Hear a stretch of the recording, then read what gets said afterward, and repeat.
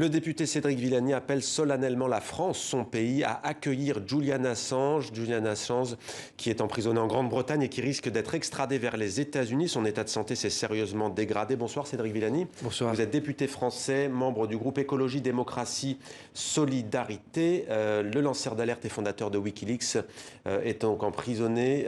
Son état de santé, on le disait, est plutôt inquiétant. Pour vous, il est en danger? Il est en danger. Et si nous sommes aujourd'hui 39 députés à appeler dans cette résolution, la France a accordé l'asile à Julian Assange, c'est parce qu'il est ni plus ni moins qu'un prisonnier politique aujourd'hui dans des conditions qui s'apparentent à de la torture. C'est pas juste nous qui le disons, c'est Nils Melzer, le rapporteur spécial de l'ONU sur la torture. C'est un cas humain émouvant, mais c'est aussi un symbole, un emblème pour la liberté de la presse et pour les grands sujets géopolitiques de notre temps. Dans une tribune publiée avec le député François Ruffin dans le journal La Croix, vous écrivez notamment « Julian Assange, où son ombre à demi-morte fait à nouveau vibrer les tribunaux, puisque les États-Unis ont fait appel. On attend toujours le verdict. Pour vous, il est victime d'un acharnement de la part des États-Unis.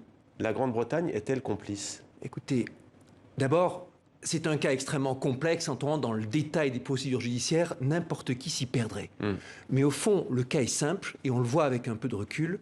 Il y a un acharnement de la part des États-Unis, qui ont fait de Julian Assange une personne vraiment à abattre, au figuré, voire au propre. À un moment, on sait qu'il y a la question s'est posée d'assassinat des forces spéciales américaines de Julian Assange.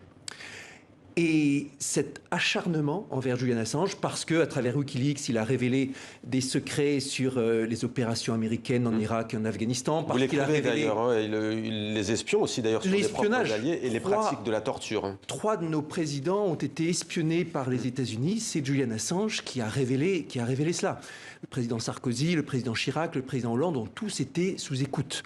Et donc c'est une personnalité que les Américains considèrent comme quelqu'un qui vraiment les a exposés, les a... Comme un traître, hein, ils le disent carrément.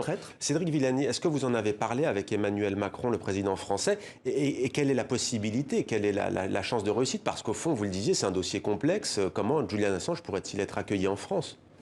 Il faut voir les choses en face. Nous avons ici une personne, je vous le disais, qui représente la liberté de la presse, la liberté de parole, et qui a reçu toutes les distinctions et tout le soutien des associations de liberté de la presse, de liberté des droits civils, soutien d'Amnesty International, soutien du comité de protection des journalistes, soutien des associations américaines de défense de la presse et des libertés civiles.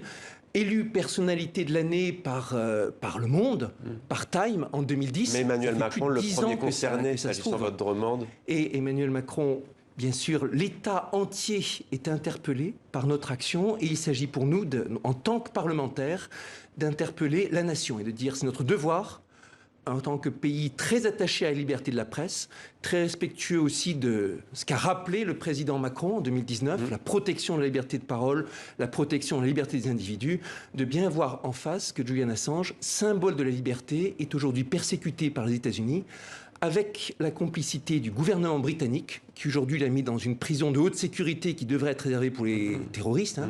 Julian Assange, aujourd'hui, sa vie, c'est 23 heures par jour en isolement total. 23 heures par jour en isolement total, une promenade par jour. Ce sont des conditions inhumaines, c'est de la torture. L'Europe, l'Occident, les États-Unis, la Grande-Bretagne sont souvent, parfois à tort ou à raison, accusés d'être prompts à donner des leçons à une partie du monde, parfois dans des pays démocratiques, parfois dans des pays qui ne le sont pas. Pour vous, là, il y a vraiment un cas qui peut poser problème par la suite pour être légitime et dénoncer des violations envers des dissidents dans d'autres pays. Bien sûr. Si la Grande-Bretagne, si la France, si les pays européens ne prennent pas ce sujet à bras-le-corps, ne disent pas résolument « nous voulons protéger Julian Assange », empêcher l'extradition vers les États-Unis où il risque 175 ans de prison, ça c'est selon le dossier rédigé par l'administration Trump, et soutenu par l'administration Biden, si nous ne disons pas que c'est inacceptable, où sera notre légitimité à défendre d'autres cas de droits humains, où sera aussi le respect qu'on pourra nous accorder? Les États-Unis ici considèrent la France non comme un allié, mais comme quelqu'un qui est comme un valet. Un valet, quelque chose comme cela. Et un dernier mot, cette proposition, cette résolution que nous avons rédigée, elle a été co-signée par des députés issus de tous les groupes politiques sans exception. Vous avez des députés communistes comme Sébastien Jumel, vous avez républicains comme Mansour Kabardine, vous avez tout le spectre politique représenté dans ces 39 députés signataires de la proposition de résolution, ce qui montre bien que ce n'est pas un problème politicien, c'est vraiment un problème relatif aux droits humains. Merci beaucoup Cédric Villani d'être venu témoigner sur notre plateau.